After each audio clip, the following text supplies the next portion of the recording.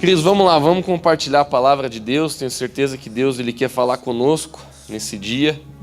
Eu tenho certeza que Deus ele vai tocar o nosso coração, amém? Baixe sua cabeça aí onde você está.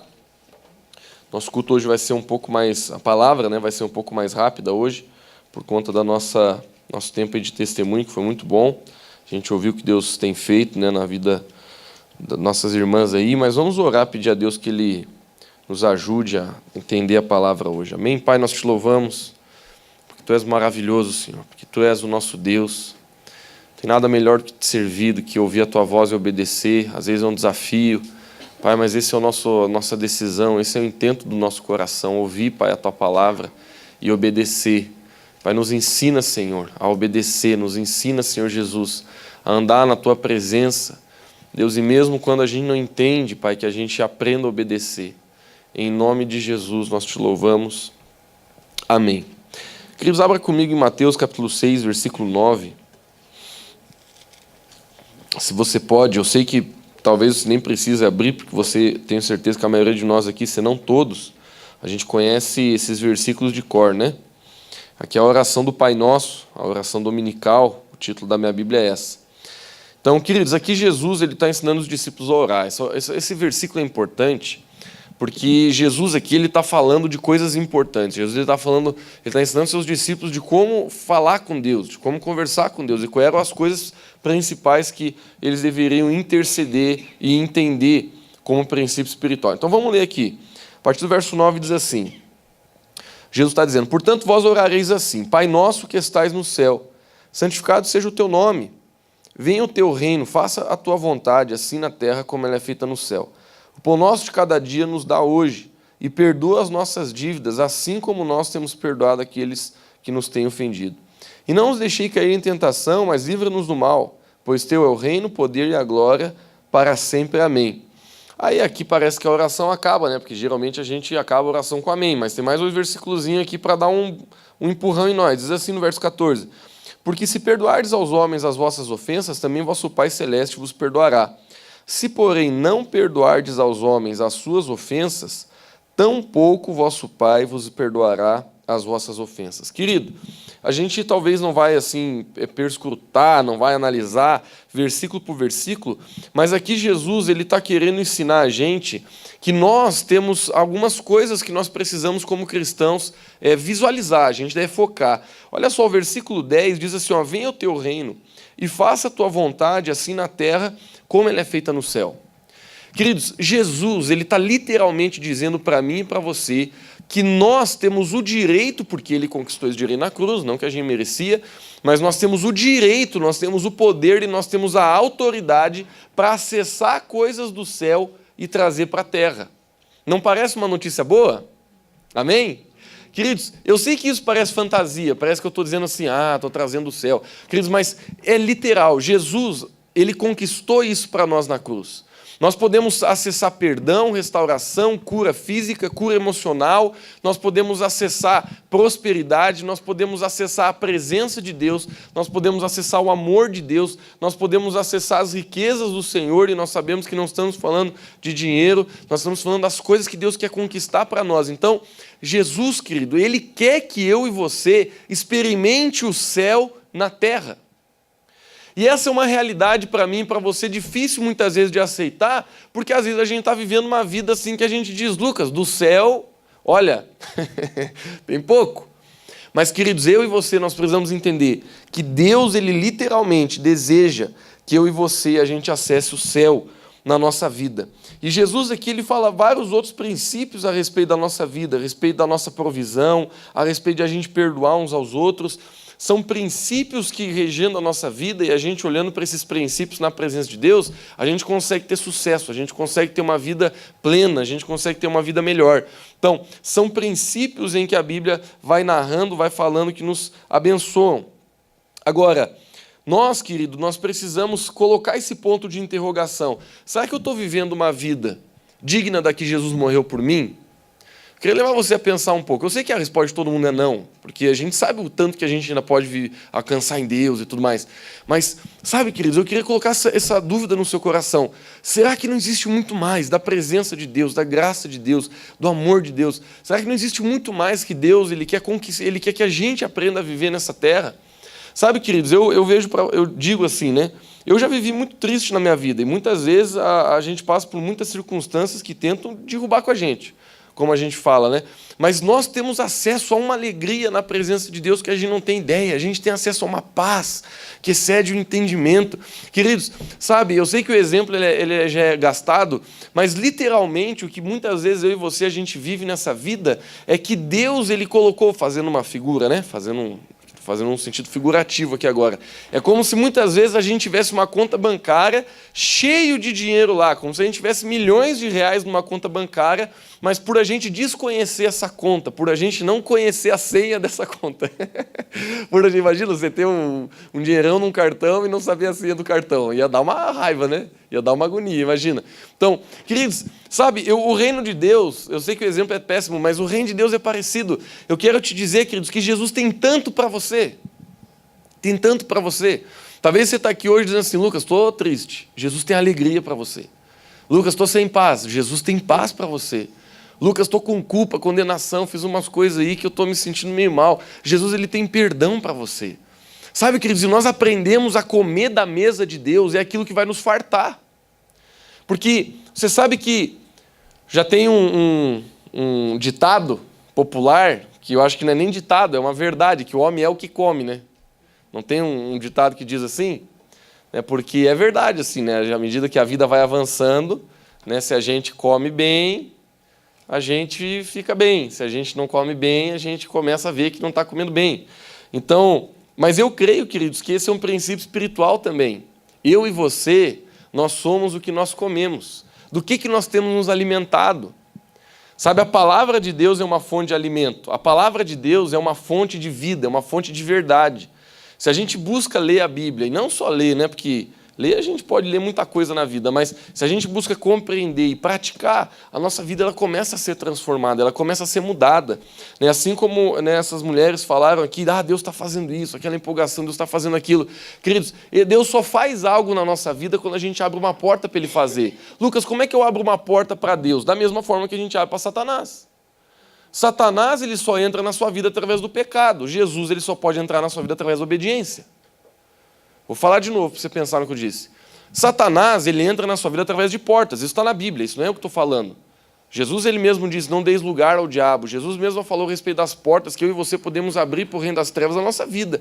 Se eu começar a viver em adultério, viver em promiscuidade, se eu começar a viver em mentira, se eu começar a viver de uma forma enganosa, com certeza Satanás ele vai ter acesso para destruir a minha vida, para destruir minha família, para destruir os lugares que eu tenho influência. Satanás ele vai ter capacidade de entrar na minha vida e influenciar, trazer muita influência. Agora, uma vez que nós conhecemos a palavra, que a gente diz, cara, é isso mesmo, acho que é isso que eu estou precisando, acho que é isso aí. O Espírito de Deus ele começa a trazer testificação, essa testificação começa a fazer você ter uma coisa que a Bíblia chama de arrependimento. Arrependimento, na essência da palavra, é você mudar a forma que você pensava. Eu sei que a gente gosta, né, de olhar arrependimento como aquele choro, né, como aquele momento de quebrantamento. E isso é muito importante, sabe? Eu vejo que toda pessoa ela precisa ter momentos de quebrantamento na presença de Deus. Assim, momentos em que a gente chora na presença de Deus, momentos em que a gente realmente consegue enxergar coisas que antes a gente não enxergava. Mas nós precisamos entender que necessariamente o arrependimento não é isso. Necessariamente o arrependimento não é a gente chorar. O arrependimento não é a gente, assim, dramatizar o negócio. Arrependimento é você dizer, cara, isso está errado e agora eu entendo o que é certo. Essa direção que eu estava tomando, não é isso que é bom para mim, não é isso que a palavra de Deus diz. Eu não vou mais fazer isso. A verdade é que é bom chorar no meio do arrependimento, mas existe arrependimento muito mais forte sem choro do que muitos que estão tentando com choro. Vocês estão entendendo? Então, nós precisamos entender, queridos, o que centraliza a nossa vida para a gente viver uma vida de bênção, que é a obediência. Agora, tem uma frase que eu ouvi um pouco tempo atrás aí, que eu achei muito interessante. Se eu só obedeço aquilo que eu entendo, eu estou criando um Deus segundo a minha imagem. Vou falar de novo, porque essa frase não é tão simples de entender. Se eu só obedeço na minha vida aquilo que eu tenho capacidade de entender, eu estou rebaixando Deus à minha própria imagem, à minha própria capacidade de explicação. Então, muitas vezes na Bíblia, não sei se você lê ela para você concordar comigo, muitos homens de Deus, estou rindo porque parece até um pouco sarcástico o que eu estou dizendo, muitos homens de Deus tiveram que obedecer nas cegas. O próprio Jesus várias vezes fez isso. Moisés, quantas vezes ele teve que fazer isso? Davi, quantas vezes ele teve que fazer isso? Queridos, a gente lê na Bíblia homens que passaram por circunstâncias, mulheres que passaram por circunstâncias, que se você parasse elas no meio da caminhada e falasse assim, me explica isso aí que você está passando, ela ia olhar para você, ele ia olhar para você e dizer assim, eu não tenho a mínima ideia do porquê eu estou passando. Mas uma coisa eu sei, eu vou continuar obedecendo. Não sei se você acha engraçado do jeito que eu acho, mas, gente, isso aqui não é fácil. Por exemplo, pega um cara como Jó. Jó é um camarada que perdeu tudo, do nada. Você conhece a história dele, né? Jó é uma das histórias mais dramáticas da Bíblia, porque o cara, em 3 versículos, ele consegue perder a família, consegue perder o dinheiro, consegue perder a terra, consegue perder as posses, consegue perder a saúde, consegue perder os filhos, consegue perder a esposa, porque a esposa abandonou. Ele perde tudo, literalmente tudo. Mas você vai lendo o livro de Jó. Jó foi um homem que aprendeu a obedecer sem entender. Sabe, queridos, Jesus, quando ele estava ensinando a oração do Pai Nosso, ele estava falando a respeito de princípios que trazem bênção, princípios que, quando nós conectamos com Deus, eles estabelecem direção sobre a nossa vida. E quando nós entendemos que nós podemos acessar o céu através do que Jesus Cristo fez, a nossa forma é como se a gente pegasse nossa mente e levantasse assim, para coisas maiores. Porque, queridos, eu não sei se você está disposto a crer no que eu estou te dizendo agora, porque o que eu vou te dizer é muito ousado. Deus, ele tem uma vida sobrenatural para mim e para você. Eu sei que vocês estão assim, com tanta fé dentro, assim, gritando amém, que é só assim a nossa cultura não gritar muito. Mas, amém, queridos? Amém. Nossa, eu tenho certeza absoluta, queridos, que o que Deus tem para mim e para você é uma vida sobrenatural. Lucas, em que sentido? Sair voando, um X-Men? Não é esse tipo de sobrenatural que Deus tem para mim e para você. Mas o sobrenatural do céu, porque é esse que eu quero viver, não é verdade?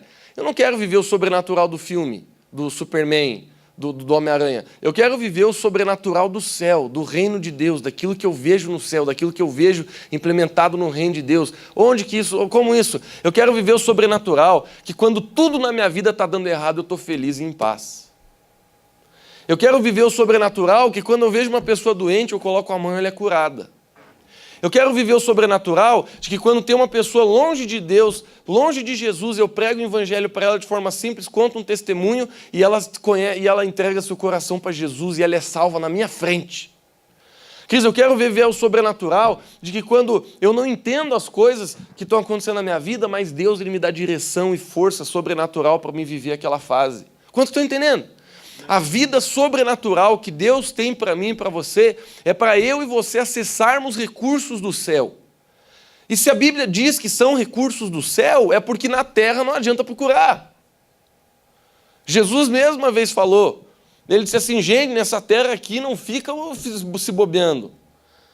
Dinheiro é bom, mas não fica olhando muito para ele não, Jesus falou, não fica juntando aí muita coisa. Claro que eu tenho minha poupancinha, não é errado juntar dinheiro. O que Jesus estava querendo dizer é de foco. Ele estava dizendo assim, rapaz, não seja louco de pôr teu foco em dinheiro. Jesus estava dizendo, não seja louco de pôr os teus valores naquilo que é passageiro.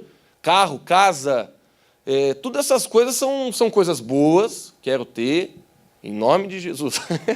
Mas são coisas que Jesus falou. Busque, mas não ponha teu foco. Porque o dia que o teu foco estiver nelas, você não vai conseguir acessar mais o céu. Porque você está confiando na terra. Queridos, eu sei que cada um de nós tem necessidades. E eu não quero espiritualizar tudo. Tudo é o céu, tudo é o sobrenatural. Não é isso. Mas deixa eu declarar uma verdade sobre a sua vida. Se você está vivendo e as tuas expectativas dos teus recursos estão nessa terra, você está frito. Semana que vem tem eleição. Eu sei em quem eu vou votar. Não vou fazer política aqui nesse púlpito, mas eu sei em quem eu vou votar, porque eu analisei muito bem, eu vi que hoje está muito fácil no Brasil você ver em quem vota, né? Eu espero que você esteja orando, lendo a Bíblia e tentando votar com os princípios de Deus. Não existe nenhum candidato perfeito, mas está bem fácil de você ver quem que é o mais próximo assim, do que a palavra de Deus está dizendo. Então, faça isso com sabedoria. Semana que vem a gente tem eleição. Se não ganhar quem eu votar, eu não vou desanimar, ficar triste, dizer, meu Deus, agora acabou. Porque eu sei que os recursos que eu preciso para fazer o que eu preciso estão em Deus, estão no céu. Claro que é importante votar certo, porque a gente vai colher também aquilo que a gente plantar, né? Mas eu tenho um entendimento, assim como você também precisa ter, que o nosso Deus é soberano. E os recursos que nós precisamos para ser feliz, para ter paz, para ter plenitude de vida, esses recursos têm que vir do céu. Queridos, Jesus ele declarou que nós podemos ligar coisas na terra que elas são ligadas no céu. E que nós podemos ligar coisas no céu que elas são ligadas na terra. Então, esse versículo, esse contexto, ele traz esse discernimento dessa troca entre o céu e a terra. Agora, é interessante porque a Bíblia está dizendo que quem liga é você. Coloca a mão no coração e diz, eu. Só. Pode tirar a mão do coração. Então, a única pessoa que tem a capacidade de ligar algo é você na sua vida. Amém? Jesus fez a parte dele e Jesus agora ele espera, no bom sentido da palavra, espera que a gente corresponda. Porque nessa correspondência, nós vamos conseguir determinar na nossa vida o que é ligado no céu, o que é ligado na terra. Se nós não manifestarmos essa obediência, que muitas vezes não vai ser debaixo de a gente entender 100%, mas se a gente não manifestar essa obediência, a gente não vai conseguir fazer tanta ligadura assim do céu com a terra. Mas eu quero falar de novo aquela frase para a gente continuar o nosso pensamento da noite aqui. Se eu só obedeço aquilo que eu entendo, eu estou criando um Deus conforme a minha imagem. Muitos de nós, muitas vezes, eu sei, às vezes não é difícil, às vezes não é fácil. Tem coisa da vida que é difícil de entender. Mas o nosso papel, queridos, é tentar encontrar no meio do caos o ponto de obediência. O ponto de entender, tudo bem, está tudo dando errado aqui no meu relacionamento, na minha família, mas, Senhor, qual que é o meu ponto de obediência aqui? Qual é a minha parte a se fazer? O que eu tenho que fazer?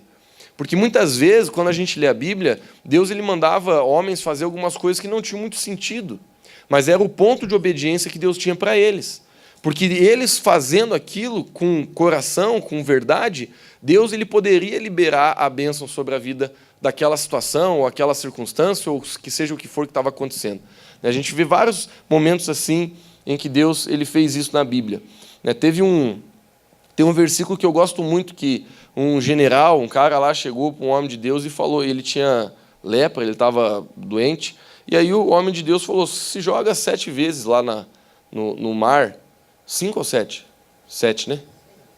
Você joga 7 vezes lá no rio e sai. Entra e sai, entra e sai. Eu fico imaginando o cara pensando assim, rapaz, mas esse cara deve ser meio retardado. Eu não sei se eu faço isso. Por que eu não posso entrar e ficar? Por que eu tenho que entrar e sair? E por que eu tenho que fazer 7 vezes? Sabe? Queridos, eu aprendi uma coisa na minha vida. O mais importante é eu saber quem está falando, não o que eu estou ouvindo. Eu vou repetir. O mais importante na vida cristã, às vezes, não é você ouvir o que você está ouvindo, mas é você saber quem está falando. Porque se eu consigo ter certeza que é Deus, o que eu estou ouvindo vai ser assim, amém. Amém? Mas muitas vezes a dificuldade de a gente dizer amém está na nossa incapacidade de discernir quem está falando. Eu sei que vocês estão entendendo ou não? Eu sei que está parecendo um jogo de palavras, mas às vezes a nossa incapacidade de obedecer, ela não está também tão ligada assim, Lucão, na verdade eu não quero obedecer. Às vezes a nossa incapacidade de obedecer, muitas vezes, ela está ligada à nossa incapacidade de discernir quem está falando. Porque às vezes vem uma voz para a gente e diz assim, vai lá e abraça aquela pessoa. Aí a gente primeiro quer discutir, né? Mas que voz é essa?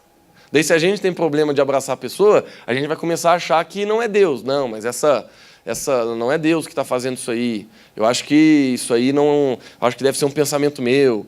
Não, eu acho que se eu for abraçar as pessoas... A gente começa a criar argumentos, porque a verdade é que a gente não tem convicção de quem está falando. Então, por que é importante, queridos, a gente ler muito a Bíblia? Porque quanto mais da Bíblia você lê, mais você tem capacidade de interpretar as vozes que falam com você. Por quê, queridos? Porque a Bíblia fala de forma clara que a gente vai conhecer a árvore pelo fruto. A gente vai conhecer a voz por onde ela está mandando ir. A gente vai conhecer aquela intuição do nosso coração, que muitas vezes é Deus, muitas vezes também é Satanás, e a gente chama isso de tentação quando ele fala. A gente vai conseguir reconhecer a voz de Deus pelo fruto que aquilo leva. Então, se eu sei que é Deus, eu sei que o que me resta é obedecer. Se eu sei que é Deus, eu sei que o que me resta é obedecer. Eu não sei, pega uma área da tua vida que não está bem aí, qualquer uma, coloca na tua cabeça agora, puxa ela aí para o seu HD na sua frente aí. Pega uma área da tua vida que não está do jeito que você queria. O que é obediência nessa área? Tenta acessar isso agora, nesse momento. O que é obediência nessa área? O que seria a vontade de Deus? O que seria uma atitude, por mais simples que ela seja, que manifesta obediência à palavra de Deus nessa área?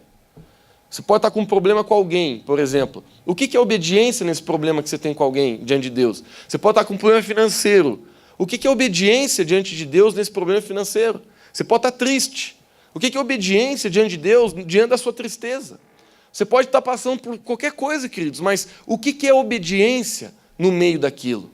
Porque quando eu e você, a gente determina a decisão da obediência, a gente está abrindo as portas para que o favor de Deus ele venha, para que o céu, para que os recursos do céu ele venham sobre a nossa vida. Eu vou dar alguns exemplos aqui da palavra, a gente não vai abrir nenhum, mas eu vou dar alguns exemplos da palavra aqui. Por exemplo, em 1 Reis, capítulo 18, versículo 34 e 30, na verdade é o capítulo todo, aqui eu tinha separado só alguns versículos, a gente não vai abrir, mas aqui está contando a história de um profeta chamado Elias. Elias era um homem de Deus, só que ele viveu num tempo muito desafiador, né? Claro, Deus colocou ele na terra nesse tempo por causa disso.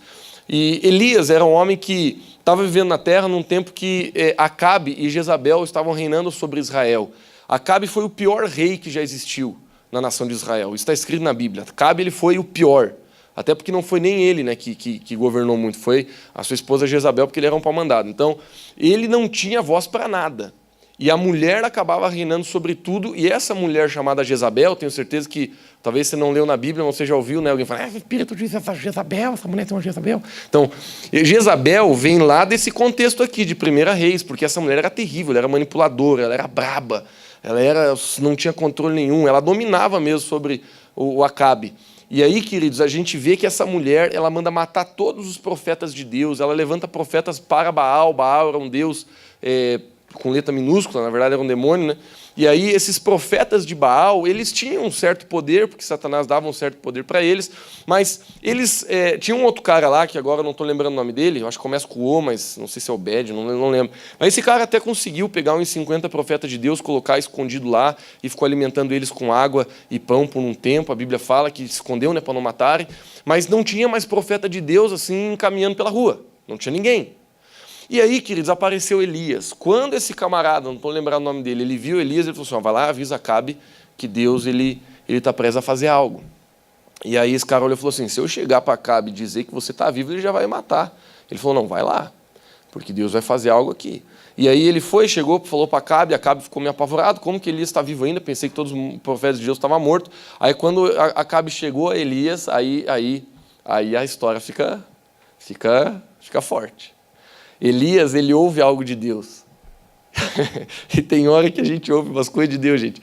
Elias, ele ouve algo de Deus. Elias, ele olha para Acabe e fala assim, o negócio é o seguinte.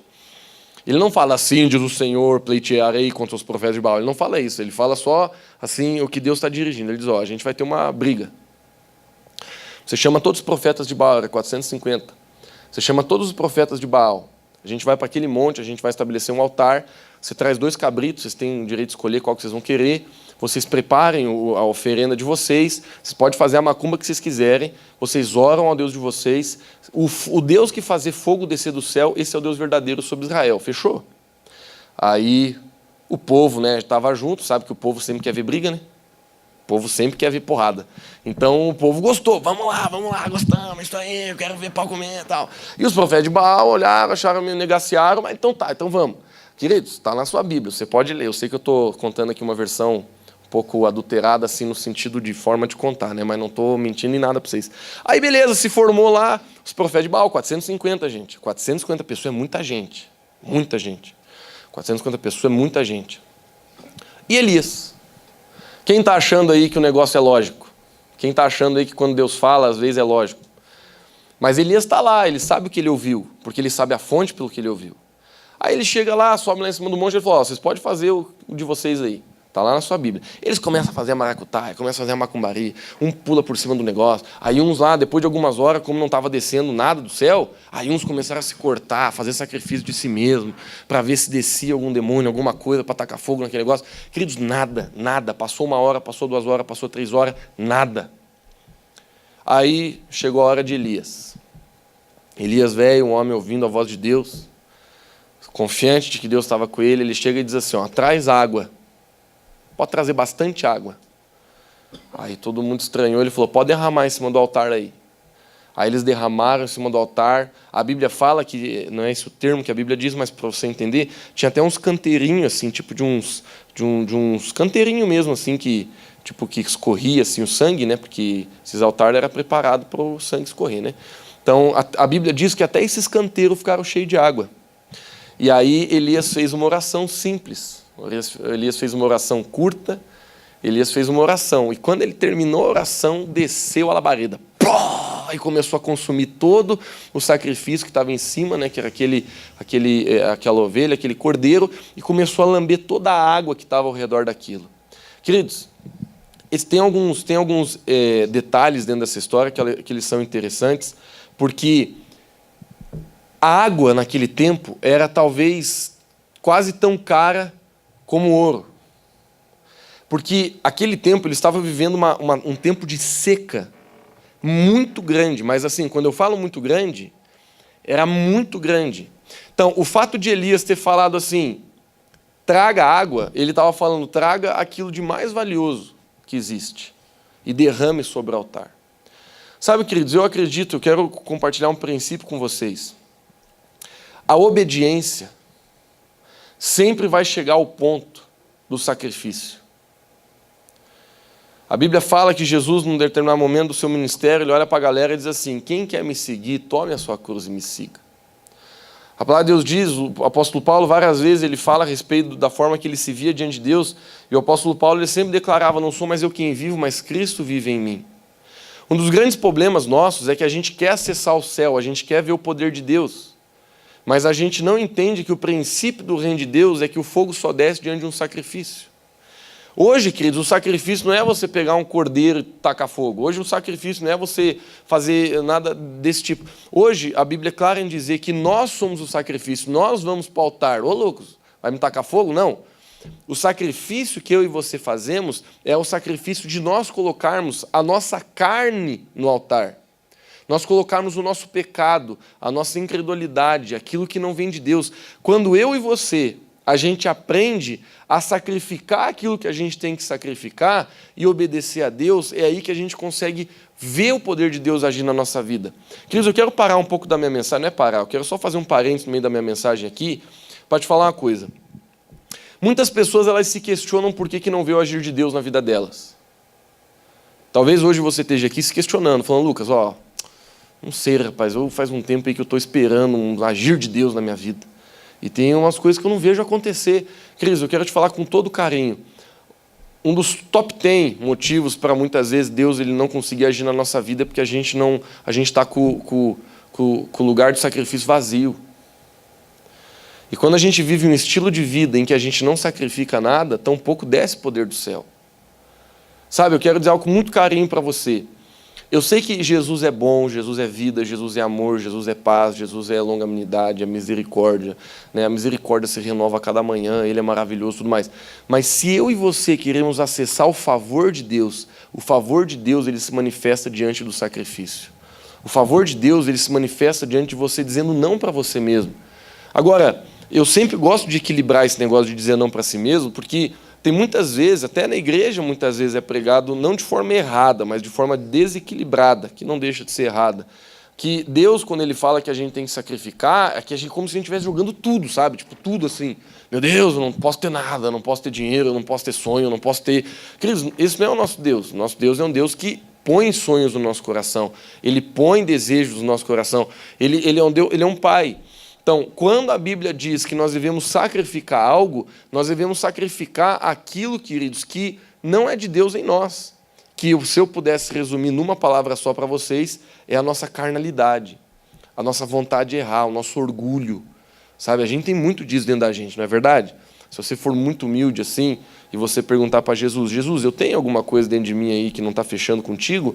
Com certeza Jesus vai falar de muita coisa. Então, eu quero te falar com muito carinho, queridos, que nós precisamos ser realistas quando nós lemos a palavra.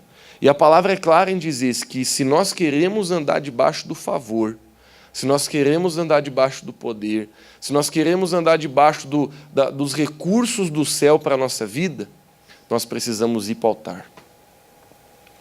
Nós precisamos ir para o altar. Sabe, queridos, não existe vida de cristianismo sem altar. Não existe cristianismo sem negar a si mesmo. Não existe cristianismo em que a gente acha que ser cristão é vir para a igreja. Queridos, vir para a igreja é uma prática cristã, mas não é ser cristão. Jesus mesmo ele falou, olha só como assim, é muito didático o que Jesus disse. Ele disse assim, quem quiser me seguir, em outras palavras, ele está falando, quem quiser se tornar um cristão, ele falou, pegue a sua cruz e me siga.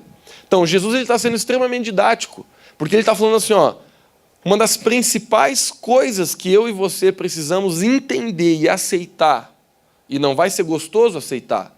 Por que não vai ser gostoso aceitar? Porque você tem uma carnalidade dentro de você que não quer se dobrar. Você tem um orgulho dentro de você que não quer se dobrar. A gente quer... Queridos, eu sei por mim. Quando eu vou comer uma picanha, eu corto a gordura e jogo fora. O Brunão fica bravo comigo, eu sei, porque ele gosta da gordura. Mas para mim, eu não gosto de gordura. Gordura é ruim, eu só quero pegar a parte que me interessa. Às vezes no evangelho a gente é assim. A gente senta numa mesa, tem de tudo, mas a gente quer só escolher o que nos interessa. Não é verdade? Não, isso aqui me interessa, isso aqui não me interessa. Isso aqui me interessa, isso aqui... Por exemplo, se eu vou comer assim um churrasco, eu olho direto para a carne, aí tem uma alface do lado, aquilo não me interessa. Eu quero comer a carne. Tem uma maionese, também não me interessa, porque eu quero pão de alho. Então, no reino de Deus, infelizmente, acaba acontecendo o mesmo, porque é a forma que eu e você estamos formatados para viver. A gente quer ter o poder de escolher o que a gente quer. Sendo que quando a gente lê a Bíblia diz que foi Ele que nos escolheu. Queridos, Jesus ele morreu por nós, e claro que nós precisamos decidir aceitar Jesus no nosso coração, o que, na minha opinião, é uma das coisas mais loucas do Evangelho. Né? Porque eu aprendi isso com o tio Adair. Né? Se a gente vê assim, se a gente quiser ser bem lógico, eu acho que Jesus que tinha que uma hora sentar na igreja e mandar a gente fazer uma fila e apareceu primeiro. Tio Davis, aceito. Jesus aqui, né? Tio Edson, não aceito. Tio Elcio, que time que você torce? Flamengo? Não aceito. Jesus que tinha que aceitar e não aceitar. Mas, de repente, a gente lê a Bíblia que Jesus ele é tão bom, ele é tão maravilhoso, que ele diz assim, ó, eu morri por você e eu te dou o poder de escolha. Agora, entenda, uma vez que você escolhe por Cristo, você não está sentando numa mesa para dizer, Jesus, eu quero isso, não quero aquilo. Uma vez que você está aceitando Cristo, você aceita Cristo para dizer, Jesus, eu quero tudo de ti em mim. E aquilo que me machuca, aquilo que eu não gosto, aquilo que eu tenho reina, Senhor, eu quero submeter a ti. Então, nós sempre vamos ter problema na nossa vida, escute isso, nós sempre vamos ter problema na nossa vida de identidade cristã quando a gente não é bem resolvido nesse ponto. Eu conheço muita gente dentro da igreja que não é resolvida nesse ponto, e por isso que tem problema, vive tendo problema na vida cristã. Porque eles não são resolvidos em dizer, não, ponto final, cara, se está errado, e ponto final. A pessoa fica sempre botando um ponto de interrogação em tudo na vida. Ah, não, mas isso aqui eu acho que ainda dá de continuar fazendo. Ah, não, mas isso aqui eu acho que ainda dá de continuar falando. Ah, não, mas isso aqui, esse estilo de vida eu acho que ainda dá. Então, a pessoa, porque ela não aceita essa realidade de cruz, de entender, vida cristã é a melhor coisa. É paz, é alegria no Espírito Santo. A vida cristã é a melhor vida que a gente pode ter de forma literal. A gente não está falando isso de, assim, só para falar por fantasia. Viver com Deus é a melhor coisa da vida. Agora, queridos, nós somos obrigados a entender e pôr um ponto final desse entendimento, que nós precisamos ir para a cruz. Porque o evangelho sem cruz, ele sempre vai trazer confusão na tua cabeça. Aí começam as perguntas, por que as coisas não acontecem na minha vida? Por que minha vida não é transformada? Por que eu não avanço? Muitas vezes na minha vida já aconteceu isso, de eu olhar para mim mesmo e dizer, mas parece que eu não avanço. Parece que Deus não avança em mim, parece que a minha vida não sai do lugar. Parece que eu não consigo sair do lugar onde eu estou. E aí, se a gente olhar com muito carinho, a gente vê que a gente não está indo para a cruz. A gente está querendo achar um atalho para o favor de Deus que não passa pela cruz. Essa é a realidade. A gente não está querendo crucificar aquilo que precisa ser crucificado. E essa é a parte do evangelho que muitas vezes a gente gosta de cortar e pôr para o lado, assim como eu tiro a gordura da picanha. Porque a gente fica ali pensando assim, não, mas eu vou me alimentar do mesmo jeito sem isso aqui. Eu vou ir para o céu do mesmo jeito sem isso aqui. E é aí que a gente se engana. Porque muitas vezes, quando eu e você, a gente quer acessar o céu, a gente quer ver o favor de Deus, a gente quer ver o fogo que desceu sobre o altar de Elias sobre a nossa vida, a gente quer ver a manifestação de Deus. Cris, eu nem vou pedir para você levantar a mão. Eu tenho certeza que todos nós aqui queremos ver a manifestação de Deus na nossa vida. Porque vida cristã, de vir para a igreja e a nossa vida não ser cheia do Espírito Santo é a coisa mais chata do mundo. Queridos, como é chato. Eu sei porque eu vivi muitos anos assim na igreja. Que coisa chata. De você buscar um Deus que não é real na sua vida. Você ouvir todo final de semana e toda semana na cela sobre um Deus que, na verdade, na tua vida não faz nada. Eu sei o que é isso. É chato. Não vale a pena. Agora, quando a gente entra na presença de Deus e quando a gente começa a dizer, Jesus, está uma bagunça, mas vamos começar a organizar. Está uma bagunça, mas eu quero começar a valorizar o que eu tenho que valorizar. Está uma bagunça, mas eu quero começar a ouvir tua voz e obedecer. Aí, queridos, é o momento que Deus ele começa a poder entrar, agir, transformar. O favor de Deus começa a se manifestar. O fogo do Espírito, que é o sinal do poder de Deus, do Espírito Santo, ele começa a vir sobre a nossa vida. Ele começa a mexer com as estruturas mentais da nossa cabeça. Eu sei que essa frase é maluca, mas estrutura mental é aquilo que você crê, é aquilo que você acha que está certo, é aquilo que você não muda por nada. Não, mas eu sou assim, eu penso assim. Queridos, eu vou dizer uma coisa para ti. Jesus é quem deve dizer como a gente deve pensar, amém? Eu não sei se você tem um nível de humildade para reconhecer nessa frase meio forte que eu estou dizendo, mas eu não sei se você, mas eu já vivi com Jesus o suficiente para mim ter frases radicais para Ele. Eu não tenho medo de dizer, Jesus, a tua vontade é a melhor para mim. Os teus pensamentos são os únicos para mim. Os teus caminhos são os únicos que vão trazer felicidade para mim. Eu já andei com Deus o suficiente para ter frases radicais na presença dEle. Eu não sei se você consegue aceitar essas frases para você. Se você não consegue, fique à vontade. Mas eu não tenho mais, diante do que eu vivi com Deus, eu não tenho mais capacidade de entrar na presença de Deus e ficar sendo leviano. Porque eu já vi o poder de Deus na minha vida, eu já vi a graça de Deus, eu já vi a transformação de Deus, eu já levei muita bucha na minha vida também por desobedecer a Deus. Então, eu entendo que eu não posso ser leviano comigo mesmo. Eu entendo que, Senhor, a tua vontade é a minha. Senhor, os teus pensamentos têm que ser os meus. A tua realidade tem que ser a minha. Aquilo que o Senhor quer para mim, eu confio que é o melhor para mim. Muitas vezes entendendo, muitas vezes não entendendo. Mas aí que entra a confiança. Eu creio que confiar, querido, sempre o grande aspecto da confiança é a gente não entender algumas coisas. E sempre quando a gente mexe com a nossa alma, que a gente briga, né? A gente briga quando mexe com a nossa alma. O que eu quero dizer quando eu falo mexe com a nossa alma? É que muitas vezes a gente ama algumas coisas que a gente não quer largar.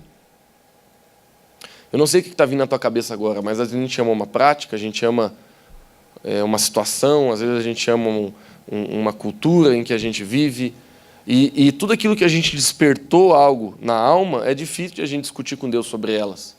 Então, quando eu e você, a gente entra num lugar em Deus, em que a gente consegue permitir e submeter a nossa vontade a Ele, dizendo, Senhor, eu quero ouvir a Tua voz e eu quero obedecer. Aquilo que eu entendo, amém. O que eu não entendo, amém também. Mas o que eu quero é subir no altar. Porque subindo no altar, o fogo vai vir. Sabe, queridos, Elias, eu tenho certeza, que talvez as pessoas nem perceberam isso, mas eu tenho certeza que Elias ele não trouxe aquela água em vão. Ele falou, eu não vou ofertar algo que não vai me custar nada. Eu não sei, talvez foi até Elias que pagou pelaquela água. Isso não está escrito na Bíblia. Mas, gente, não ia trazer água assim, você quer água? Beleza, traz um galão. Porque a água estava muito escassa naquela época. Então, Elias, ele sabia o que ele estava fazendo. E deixa eu te falar uma coisa para finalizar a mensagem de hoje.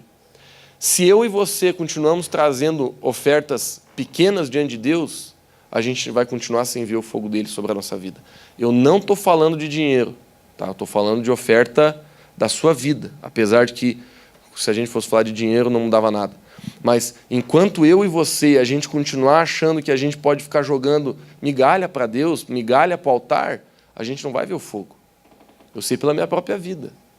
Enquanto eu e você continuar dizendo assim, não, Jesus, eu quero continuar vivendo aquela vida cristã de jogar uma migalhinha ou outra no altar, aí o Senhor torra ali, fica faceiro e a gente está bem. Queridos, enquanto a gente viver uma vida em que o sacrifício é pequeno, não é a gente inteiro que está indo para o altar, a gente vai continuar tendo muita dúvida na nossa vida cristã. A gente vai continuar tendo muita assim, insegurança na vida cristã, porque a gente não vai ver o poder, a gente não vai ver o fogo. E aí, por a gente não ver o fogo, por a gente não ver o poder, a gente quer tentar achar a resposta em outras coisas. Aí que começa a incredulidade vir. Aí daqui a pouco você está duvidando se Deus existe. Aí daqui a pouco você está dizendo, será que isso tudo é verdade? Você começa a se tornar cético. Mas o problema está que você não confiou o suficiente para subir no altar. E você ficou jogando ali migalhas para o altar. Migalhas para o altar. Sempre jogando migalhas para o altar. Você nunca teve coragem de subir no altar e dizer, Jesus, eu que me ofereço, eu que me entrego. Eu não sei se você entende o que eu estou querendo dizer. Hoje, queridos, o tema central da minha mensagem foi eu e você temos a capacidade de acessar o céu. Eu quero viver uma vida assim. Sabe, eu tenho muitos problemas na minha vida. Muitos mesmo. Eu quero poder, nos meus problemas, acessar os recursos do céu para eles. Eu não quero precisar dos recursos da terra. Não que eu não precise de coisas que estão na terra, não entenda isso, mas eu não quero ter que olhar sempre para as coisas que estão na terra para resolver meus problemas. Não, existe um recurso do céu para o meu corpo. Existe um recurso do céu para a minha alma, para o meu espírito. Existe, queridos, algo que Jesus conquistou na cruz do Calvário, que está na mesa, posta para mim ir lá e me alimentar, comer daquilo e ver aquilo se manifestar na minha vida. Mas enquanto eu não entender que o meu sacrifício precisa ser maior, a minha entrega precisa ser maior, o meu arrependimento precisa ser maior, a minha conversão precisa ser maior, a gente não vai conseguir ver fogo. Eu falo isso com muito carinho, mas eu vejo isso na minha vida, primeiramente falando, e eu vejo isso na vida de muita gente. O camarada está vivendo em crise, mas a crise dele é uma. Ele não consegue subir no altar. Questiona a Bíblia, questiona tudo, mas a crise é uma. Orgulho. Porque o orgulho faz a gente não subir no altar. O orgulho faz a gente ficar dizendo assim, não, eu quero vir no culto domingo, mas sabe, né, de segunda a sexta é outra coisa.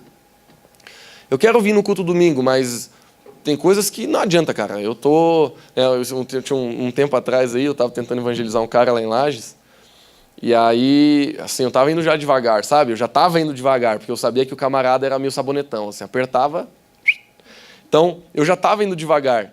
Daqui a pouco eu cheguei e tentei puxar só mais um pouquinho ele, sabe?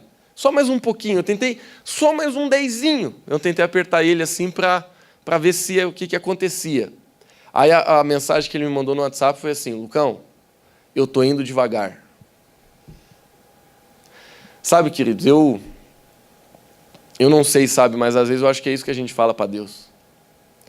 E eu não estou falando dessas pessoas que não estão na igreja, estou falando de mim e de você. Às vezes eu acho que Deus está lá querendo com muito carinho, né? Porque Deus ele não dá chute em porta de ninguém, mas eu creio que Jesus está com tanto carinho lá chamando a gente. E a gente não escreve isso, a gente não fala isso literalmente, mas essa é a resposta que a gente dá, né? Ah, Deus, eu estou indo devagar. A gente sente que Deus está pedindo algo, mas a gente fala, Deus, eu estou indo devagar. Esse ano ainda não. Eu me entrego ano que vem, eu sei lá. Sabe, tem tantas frases que a gente tem na nossa mente que a gente nem percebe que a gente tem. E, na verdade, elas se manifestam através de posturas. Posturas que a gente tem. Ah, igreja eu vou uma vez por mês, por enquanto. Igreja eu vou uma vez a cada 2 meses. Oração eu faço. Essa semana eu estava conversando com um rapaz também. Esse rapaz ele é muito engraçado. Ele é um playboyzão lá de Lares, que eu tento ganhar ele para Jesus faz muitos anos. E aí eu estava pregando em Ribeirão Preto esse final de semana, ele viu uma postagem minha, ele viu lá, cara, tu é muito abençoado, não sei o quê. E aí eu mandei para ele, cara, tô com saudade de andar contigo, meu irmão, tô com saudade de você na minha cela. Aí ele mandou uma frase para mim que eu achei muito engraçado, eu fui obrigado a rir. Ele falou assim, ei, Lucão, você sabe que eu oro mais que pastor de férias. Mas eu fui obrigado a me matar de rir desse camarada, porque ele é muito engraçado mesmo, sabe? Só que, claro, a gente não chega assolando a pessoa, a gente entende a maturidade, mas a gente vê que o problema é que a pessoa não quer subir no altar. A pessoa ela sempre tem esse negócio, deixa eu ir devagar. Mas, na verdade, não é que ela está indo devagar, ela não está indo para lugar nenhum. Queridos, eu te falo isso com muito carinho. Quem diz que está indo devagar não está indo para lugar nenhum. Se dentro da tua vida você diz assim, não, Lucas, eu quero me entregar aos pouquinhos. Então não olhe para mim torto quando está pregando. Então, eu quero me entregar aos pouquinhos, eu quero ir aos pouquinhos. Queridos, com todo carinho eu te falo isso, com o amor de Jesus. Quem está indo aos pouquinhos não está indo para lugar nenhum. Porque essa ideia de ir aos pouquinhos, se você analisar com muita humildade, você vai perceber que é um posicionamento de não ir, que é um posicionamento de não confiar, é um posicionamento de não se entregar, é um posicionamento de não ver fogo cair, de não ver Deus se mover, de não ver o favor vir, e aí você vai entrar naquela vida cristã difícil de viver, chata de viver, legalista, lista de posso, lista de não posso, sabe? Aquela vida terrível que eu sei como é que é, de ficar tentando viver de aparência. As pessoas estão olhando, as pessoas não estão olhando. Queridos, não vale a pena viver isso. Sabe? Não vale a pena. Então, eu sei que a minha mensagem hoje, assim, ela foi ali para mim a gordura da picanha. Para quem gosta da gordura da picanha, sei lá o que você não gosta aí no churrasco, mas foi a parte que você não gosta, talvez, do churrasco. Talvez essa foi a parte que você veio comer hoje na igreja. Talvez você esteja até bravo comigo, mas se eu e você, a gente não comer tudo, a gente não vai ter uma vida cristã sadia. E aí nós vamos, presta atenção, eu termino com isso, nós vamos ter perguntas dentro do nosso cristianismo que não se respondem. Você não consegue responder elas. Sendo que o centro da sua crise, ela está na sua incapacidade de ir para a cruz. Amém? Fique de pé onde você está, meu irmão. A gente vai fazer uma oração.